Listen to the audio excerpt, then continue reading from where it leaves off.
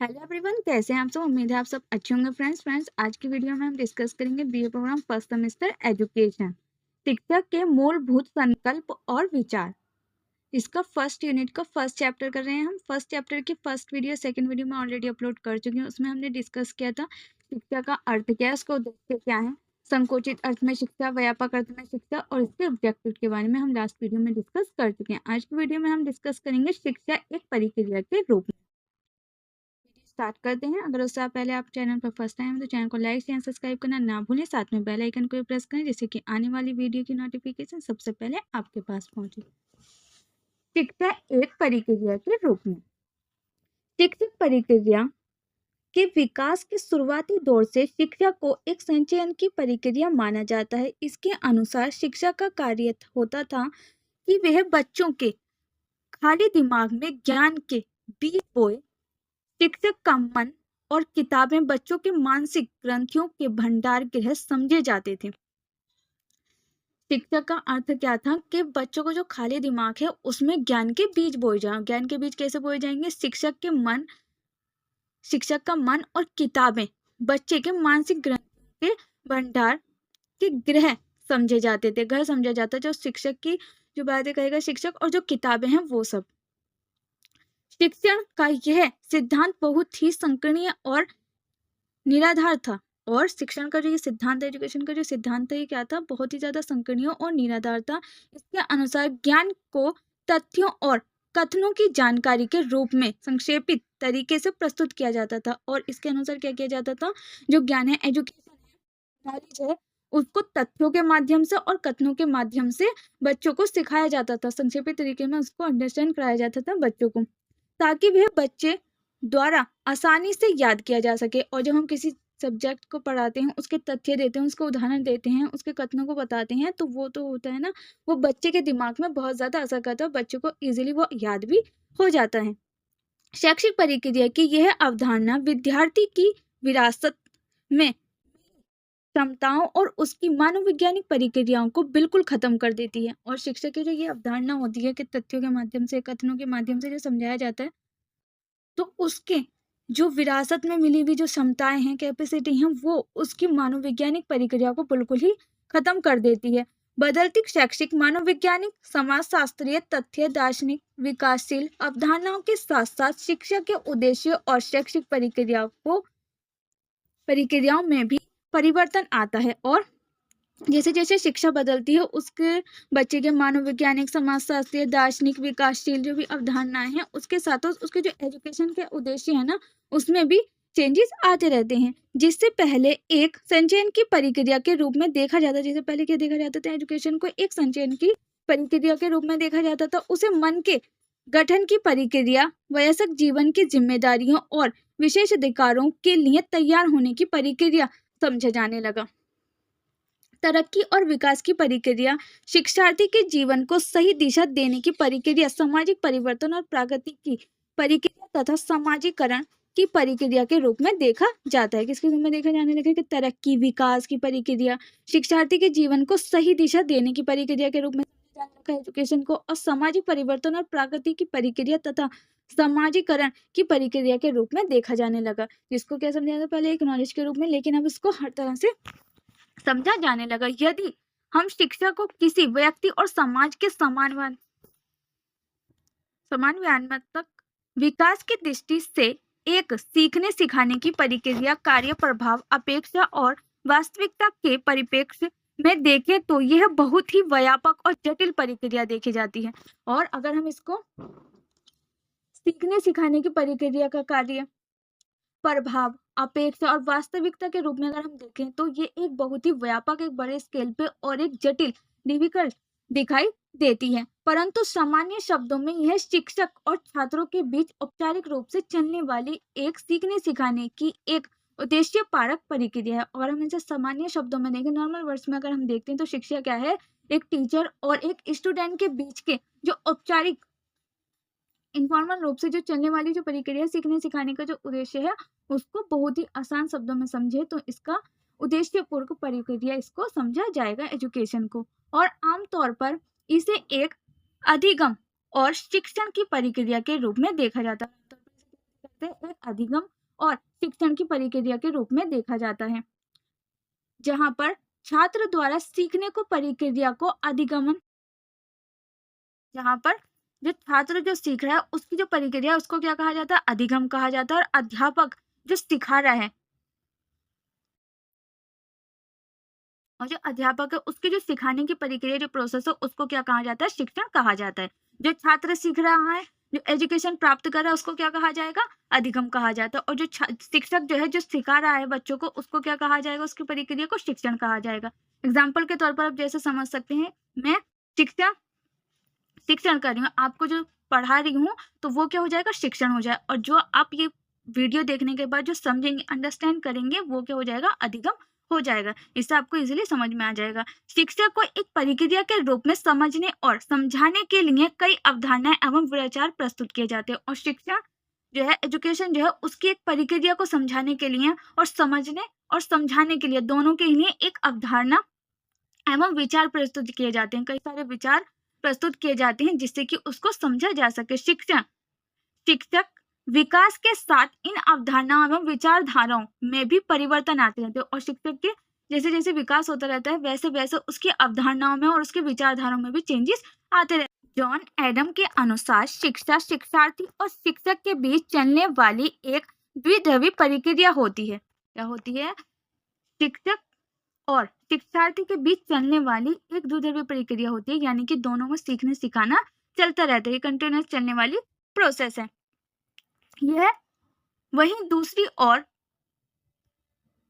Roy burn द्वारा शिक्षा को त्रिध्रुवीय प्रक्रिया माना गया है। उनके अनुसार शिक्षार्थी, शिक्षा और पाठ्याचार्य शिक्षक के 3 ध्रुव हैं। और उनका कहना है कि शिक्षार्थी, शिक्षक और पाठ्याचार्य यानी कि जो सिलेबस है वो क्या है, 3 ध्रुव है। तो ये क्या है, एजुकेशन क्या है, त्रिध्रुवीय प्रक्रिया है। जॉन एडम के द्वारा द्विध्रुवीय प्रक्रिया है और रॉय बर्न के द्वारा त्रिध्रुवीय प्रक्रिया है एजुकेशन। उन्होंने 3 क्यों कहा है, क्योंकि उन्होंने शिक्षार्थी, शिक्षक और पाठ्यक्रम 3 ध्रुव माने हैं। शिक्षा में तकनीकी विकास से पूर्व यही 3 ध्रुव प्रमुख माने जाते हैं। और शिक्षा में तकनीकी विकास से पूर्व, तकनीकी विकास से पहले इन्हीं 3 ध्रुवों को प्रमुख माना जाता था। जॉन डेव्यू शिक्षा को विकास की प्रक्रिया के रूप में देखते रहे हैं। उनके अनुसार शिक्षा के मानववैज्ञानिक और समाजशास्त्रीय मुख्यतः 2 पहलू होते हैं। उनका मानना था कि बच्चे का पूर्ण विकास समाज में तथा समाज के माध्यम से होता रहा। उनका क्या मानना था कि बच्चे का जो पूर्ण विकास है वो समाज के माध्यम से होता रहता है। इसलिए शिक्षण के उद्देश्य, अवधारणा और तरीके समाज द्वारा निर्धारित किए जाने चाहिए। इसीलिए क्या किया जाना चाहिए, जो उद्देश्य हैं शिक्षण के, जो उद्देश्य हैं, अवधारणा है, उनके जो तरीके हैं वो समाज द्वारा ही निर्धारित होने चाहिए। उनके अनुसार शिक्षा एक त्रिध्रुवीय प्रक्रिया है जिसके 3 ध्रुव शिक्षार्थी, शिक्षक तथा समाज हैं। किसी भी शैक्षिक प्रक्रिया के सफल होने के लिए इन तीनों अंगों का आपस में परस्पर संयोग होना आवश्यक है। और किसी भी एजुकेशन को सफल होने के लिए इन तीनों ध्रुवों के, शिक्षार्थी हो, शिक्षक हो तथा समाज, इन तीनों ध्रुवों का होना बहुत ज्यादा जरूरी है। इन तीनों ध्रुवों का सहयोग होना आवश्यक है। शिक्षक मूल्यांकन विशेषज्ञों के अनुसार शिक्षा की प्रक्रिया शैक्षिक लक्ष्यों, उन लक्ष्यों को प्राप्त करने के लिए सीखने सिखाने की परिस्थितियां तथा मूल्यांकन विधियों के बीच चलती है। यह शिक्षार्थी, शिक्षक और सीखने सिखाने की परिस्थिति के संदर्भ में देखते हैं। शिक्षार्थी सबसे महत्वपूर्ण होता है और शिक्षार्थी जो है जो सबसे महत्वपूर्ण होता है क्योंकि उसे ही सिखाया जाना है। शिक्षार्थी जो है, विद्यार्थी जो स्टूडेंट जो है वो ही सबसे ज्यादा महत्वपूर्ण होता है क्योंकि उसी को सिखाना है, उसी को सीखना, उसी को समझना है, यानी कि उसी को पढ़ना है। तो सबसे ज्यादा इंपॉर्टेंट कौन होगा, शिक्षार्थी होगा। सीखने सिखाने की इस प्रक्रिया में शिक्षक की अहम भूमिका होती है। और सीखने सिखाने की इस प्रक्रिया में सबसे ज्यादा अहम भूमिका किसकी होगी, शिक्षक की होगी, टीचर की होगी, क्योंकि वही तो सिखाएगा। और होना किसका जरूरी है, जो सीखेगा, यानी कि स्टूडेंट का होना जरूरी है क्योंकि वो सीखेगा। और अहम भूमिका किसकी होगी, शिक्षक की होगी, क्योंकि वो सिखाएगा। और जिस चीज से सिखाएगा बुक्स उसकी भी जरूरत है, तथा भौतिक और मानसिक वातावरण, शिक्षण सामग्री, शिक्षण विधियां आदि मिलकर शिक्षण अधिगम की प्रक्रिया को पूर्ण करते हैं और जिससे कि सीखेगा, यानी कि वो क्या हो जाएगी, शिक्षण सामग्री। और भौतिक और मानसिक वातावरण भी चाहिए स्टूडेंट को सीखने के लिए। शिक्षण विधियां आदि मिलकर ही शिक्षण अधिगम की प्रक्रिया को पूर्ण करते हैं, यानी कि सीखने की प्रोसेस को पूर्ण करते हैं जब हमारे पास भौतिक और मानसिक वातावरण हो, शिक्षक सामग्री हो, यानी कि हमारे पास सिलेबस हो, और इन सभी को मिलाकर सीखने की प्रक्रिया को पूरा किया जाता है। शिक्षक की एक प्रक्रिया के रूप में और बेहतर समझ बनाने के लिए यह आवश्यक है कि हम उसके अनेक रूपों के बारे में भी समझें। फर्स्ट क्या होती है, औपचारिक शिक्षा। औपचारिक शिक्षा जो हमें विद्यालयों में मिलती है, स्कूल में मिलती है, यूनिवर्सिटी में मिलती है, विश्वविद्यालयों में मिलती है। औपचारिक तरीके से दी जाने वाली शिक्षा को औपचारिक शिक्षा कहते हैं, क्योंकि हमें स्कूल कॉलेज में मिलती है उस शिक्षा को क्या कहते हैं, औपचारिक शिक्षा कहते हैं। यानी कि हम जो सिलेबस पढ़ते हैं, सब्जेक्ट पढ़ते हैं, उनके माध्यम से जो हमें एजुकेशन प्राप्त होती है उसी को हम शिक्षा कहते हैं। यानी एग्जाम्पल के तौर पर आप समझ सकते हैं, यानी कि आपने स्कूल में जो पुस्तकें पढ़ी, अब आप ग्रेजुएशन कर रहे हैं, उसमें आप एजुकेशन पढ़ रहे हैं, पॉलिटिकल साइंस पढ़ रहे हैं, हिस्ट्री पढ़ रहे हैं, ज्योग्राफी पढ़ रहे हैं, तो इस प्रकार से जो आप एजुकेशन प्राप्त कर रहे हैं, ज्ञान प्राप्त करते हैं, तो उसको क्या कहा जाता है, औपचारिक शिक्षा कहा जाता है। इस तरह की शिक्षा के उद्देश्य, पाठ्यक्रम और शिक्षण विधियों सभी संस्थान द्वारा निश्चित किए जाते हैं। यह पूर्ण रूप से योजनाबद्ध होती है, और जो औपचारिक शिक्षा होती है वो पूर्ण रूप से योजनाबद्ध होती है। योजनाबद्ध किस तरीके से होती है कि आप जो एजुकेशन प्राप्त कर रहे हैं उसको आपको एक साल में प्राप्त करना है। एक साल में अगर आपकी डिवीजन आ जाती है, फिर नेक्स्ट पे जाएंगे, फिर थर्ड पे जाएंगे, तभी आपके 3 साल में एजुकेशन जो है वो डिग्री जो है आपको मिल जाएगी। इसी तरह ये क्या हुई है, योजनाबद्ध है, यानी कि पूरी प्लानिंग के साथ की जाती है। इसमें योजना बनी हुई होती है कि जैसे आपका फर्स्ट क्लास में एडमिशन हुआ, फर्स्ट क्लास में अगर आप क्लियर कर लेते हैं, जब भी आप सेकंड में जाएंगे, फिर थर्ड में जाएंगे, तो इसका टाइम पीरियड भी हो गया हमारे पास कि 1 साल में हमें कंप्लीट करना है। ठीक है, तो ये इसलिए क्या होती है, पूर्ण रूप से योजनाबद्ध होती है, तथा इसमें बहुत ही कम लचीलापन होता है। और जो हमारी एजुकेशन है, औपचारिक शिक्षा जो है वो लचीलापन भी होता है, इसमें लचीलापन कम होता है। क्या होती है, फ्लेक्सिबिलिटी जो होती है इसमें कम होती है। औपचारिक शिक्षा में छात्रों को संस्थान की समय श्रेणी के अनुसार ही कार्य करना होता है, और जो स्टूडेंट जो हैं उनको जो समय श्रेणी दी गई है, टाइम दिया गया है, उसी में अपना कार्य पूरा करना होता है। इसमें छात्रों का आकलन परीक्षा लेकर किया जाता है, और इसमें छात्रों का जो आकलन है उनको जो पास किया जाता है वो परीक्षा रिजल्ट आने के बाद किया जाता है। जब वो परीक्षा देंगे, उसका जो रिजल्ट आएगा उसी के बाद वो नेक्स्ट क्लास में जाएंगे। जैसे कि अभी आप फर्स्ट सेमेस्टर में हैं, ग्रेजुएशन के फर्स्ट सेमेस्टर में आए हैं, अब इसके आपके एग्जाम होंगे, उसका रिजल्ट आएगा, उसी के बाद आपको नेक्स्ट सेकेंड सेमेस्टर में जाएंगे आप।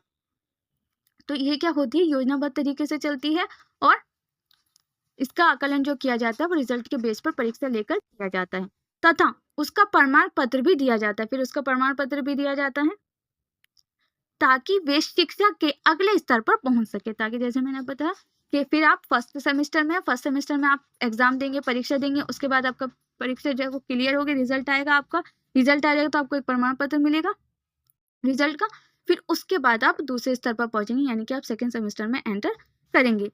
इसी तरह की शिक्षा व्यक्ति, समाज और राष्ट्र की आवश्यकताओं को पूरा करती है, और जो है हमारी औपचारिक शिक्षा जो है वो ही हमारे सामाजिक और राष्ट्र की आवश्यकता है उनको पूरा करती है। यह व्यक्ति में ज्ञान और कौशल का विकास करके उसे किसी व्यवसाय अथवा उद्योग के लिए योग्य बनाती है, और यही जो हमारी फॉर्मल एजुकेशन है वही हमें इस काबिल बनाती है कि हम आगे बिजनेस कर सकते हैं या जॉब कर सकते हैं, किसी उद्योग में काम कर सकते हैं। उसी के हम एजुकेशन प्राप्त कर कर ही इन्हीं कामों के योग्य बनते हैं। औपचारिक शिक्षा में धन, समय और ऊर्जा सभी अधिक खर्च करने पड़ते हैं, और औपचारिक शिक्षा में हमें धन भी खर्च करना पड़ेगा, अपना टाइम भी लगाना पड़ेगा, और खर्चा भी अधिक करना पड़ेगा। फर्स्ट थी हमारी औपचारिक शिक्षा, सेकेंड आ गई हमारी निरौपचारिक शिक्षा। इससे रिलेटेड आपका क्वेश्चन भी बच सकता है कि औपचारिक शिक्षा और अनौपचारिक शिक्षा में डिफरेंस बताइए, या औपचारिक शिक्षा और निरौपचारिक शिक्षा में डिफरेंस बताइए। इससे रिलेटेड आपका क्वेश्चन आ सकता है एग्जाम में, इसलिए इसको ज्यादा से ज्यादा मार्क करें, और इम्पोर्टेंट क्वेश्चन है ये आपका। निरौपचारिक शिक्षा को औपचारिक शिक्षा की तरह विद्यालय, महाविद्यालय और विश्वविद्यालय आदि की सीमा में नहीं बांधा जाता है, यानी कि इसको स्कूल, कॉलेज, यूनिवर्सिटी में नहीं पढ़ाया जाता, उसमें इसके ज्ञान को नहीं बाध्य किया जाता है। और इसके जो उद्देश्य हैं पाठ्यक्रम है वो भी निश्चित होते हैं। इसके जो उद्देश्य और पाठ्यक्रम हैं, जो सिलेबस है वो भी निश्चित होते हैं तथा उसकी योजना में काफ़ी लचीलापन होता है। उसकी योजना में भी जिसकी प्लानिंग की जाती है उसमें भी काफ़ी लचीलापन, काफ़ी फ्लेक्सिबिलिटी होती है। इसका मुख्य उद्देश्य शिक्षा का प्रसार तथा उसे व्यवस्थित करना होता है। और इसका मुख्य उद्देश्य क्या होता है? शिक्षा का प्रसार करना और उसको व्यवस्थित करना। निरुपचारिक शिक्षा में पाठ्याचार्य शिक्षार्थी की आवश्यकताओं को ध्यान में रखकर निश्चित किया जाता है। और निरुपचारिक शिक्षा में, निरुपचारिक एजुकेशन में जो पाठ्याचार्य हैं, शिक्षार्थी हैं, उसकी आवश्यकता के अनुसार उसको ध्यान में रखकर ही इसको निश्चित किया जाता है। पूर्ण शिक्षा, खुली शिक्षा, सतत शिक्षा और दूरस्थ शिक्षा इसके विभिन्न रूप हैं। यह उन व्यक्तियों को शिक्षित करने के लिए सहायक है जो औपचारिक शिक्षा का लाभ नहीं उठा पाते। इसके द्वारा शिक्षा को निरंतरता प्रदान की जाती है। इसमें शिक्षा को निरंतरता प्रदान की जाती है, यानी कि डिस्टेंस लर्निंग के माध्यम से जो आप एजुकेशन प्राप्त करते हैं उसको कहा जाता है निरुपचारिक शिक्षा। इसके जो सब्जेक्ट होते हैं, सिलेबस होते हैं, वो भी लचीले होते हैं। वो आपको स्कूल की बाध्यताओं में, यानी कि स्कूल की जो सीमाएं हैं उनमें बाध्य नहीं रहना पड़ता है। इसके लिए आप डिस्टेंस लर्निंग से अपनी एजुकेशन प्राप्त कर सकते हैं। इसका मेन एग्जाम्पल ये होगा। ठीक है, फिर आ जाती है हमारी अनौपचारिक शिक्षा। अनौपचारिक शिक्षा क्या होती है? ये हमारी थर्ड है, अनौपचारिक शिक्षा। ये है वह शिक्षा जिसकी ना तो कोई निश्चित योजना होती है और ना ही निश्चित उद्देश्य, पाठ्याचार्य या शिक्षण विधियां होती हैं। क्या होती है? अनौपचारिक शिक्षा वो शिक्षा होती है जिसके ना ही तो कोई निश्चित उद्देश्य होते हैं, इसके एक ऑब्जेक्टिव होंगे, सर्टेन ऑब्जेक्टिव होंगे, इसका पाठ्यक्रम होगा, ऐसा कुछ नहीं है इसमें। ये जो शिक्षा है अनौपचारिक शिक्षा कहलाती है। यह शिक्षा आकस्मिक रूप से सदैव चलती रहती है। और ये जो एजुकेशन है वो सदैव चलती रहती है, क्योंकि हम जो अपने समाज से सीखते हैं, अपने परिवार से सीखते हैं, फैमिली से सीखते हैं, वही क्या होती है? हमारी अनौपचारिक शिक्षा होती है। यानी बच्चे के बचपन से लेकर, जन्म से लेकर जो उसकी मृत्यु तक चलने वाली प्रोसेस है उसी को हम क्या कहते हैं? अनौपचारिक शिक्षा कहते हैं। और यही मानव को सबसे ज्यादा प्रभावित भी करती है। और यही एजुकेशन जो है, अनौपचारिक शिक्षा जो है, वही मानव को सबसे ज्यादा प्रभावित करती है। बच्चों की प्रथम शिक्षा अनौपचारिक तरीके से सबसे पहले घर में ही शुरू हो जाती है। और बच्चे की जो अनौपचारिक शिक्षा है वो सबसे पहले उसके घर में ही शुरू हो जाती है। जैसे कि वो बच्चा जन्म लेता है, उसके माध्यम से उसकी एजुकेशन जो है वो शुरू हो जाती है। यानी कि पहला वर्ड जो बच्चा जब जन्म लेता है उसके बाद जो पहला वर्ड वो सीखता है, तो वो क्या सीखता है? माँ सीखता है। तो उसकी जो एजुकेशन है, अनौपचारिक शिक्षा जो है, वो घर से ही शुरू हो जाती है। उसके बाद मनुष्य अपने संपर्क में आए नए नए व्यक्तियों तथा वातावरण से अनौपचारिक तरीके से कुछ ना कुछ सीखता रहता है और अपने ज्ञान में वृद्धि करता है। और बच्चे जो है फिर जो उसके आसपास के जो उससे वो नया व्यक्ति मिलता है, जो वो बोलते हैं, उनको कैप्चर करता है। उसी के माध्यम से वो अपने वर्ड्स को कैप्चर करता है और उससे कुछ ना कुछ सीखता रहता है। नए नए वर्ड सीखता है, नए नए व्यक्तियों से सीखता है और कुछ ना कुछ वो उनसे सीखता रहता है। उसी से उसकी क्या होती है? ज्ञान में वृद्धि होती है। व्यक्ति के आचरण एवं भाषा को उचित दिशा देने के लिए, उनके अनुभवों को व्यवस्थित करने के लिए, उन्हें उनकी रुचि और योग्यता के अनुसार किसी विशेष कार्य में प्रशिक्षित करने के लिए, उनके अनुभवों को व्यवस्थित करने तथा शिक्षा के प्रचार और प्रसार के लिए औपचारिक और अनौपचारिक शिक्षा का प्रावधान बहुत ही आवश्यक है। और बच्चे को किसी काबिल बनाने के लिए, उसको प्रशिक्षित करने के लिए औपचारिक और अनौपचारिक शिक्षा, औपचारिक और अनौपचारिक शिक्षा का प्रावधान बहुत ही आवश्यक है, बहुत ही जरूरी है। औपचारिक और अनौपचारिक शिक्षा, अगर किसी बच्चे को कुछ काबिल बनाना है तो उसके लिए दोनों ही एजुकेशन देना है। क्योंकि बच्चा जो है अनौपचारिक शिक्षा कैसे सीखता है? बच्चे के जन्म से वो सीखना स्टार्ट कर देता है, अपने परिवार से सीखता है, फिर अपने आस पड़ोस से सीखता है, फिर अपने समाज से सीखता है। तो इसीलिए औपचारिक और अनौपचारिक शिक्षा का प्रावधान बहुत ही आवश्यक है। शिक्षा की अंतर्विषयी प्रकृति, ये फ्रेंड्स हम नेक्स्ट वीडियो में करेंगे। उम्मीद है आपको वीडियो कैसी लगी। मुझे आपको वीडियो पसंद आई, वीडियो कैसी लगी कमेंट बॉक्स में लिखकर जरूर बताना। मिलते हैं जब तक के लिए स्टे हेल्थी, स्टे सेफ। और अगर आपको किसी और टॉपिक पर वीडियो चाहिए तो वो भी आप मुझे कमेंट बॉक्स में बता सकते हैं। Thanks for watching.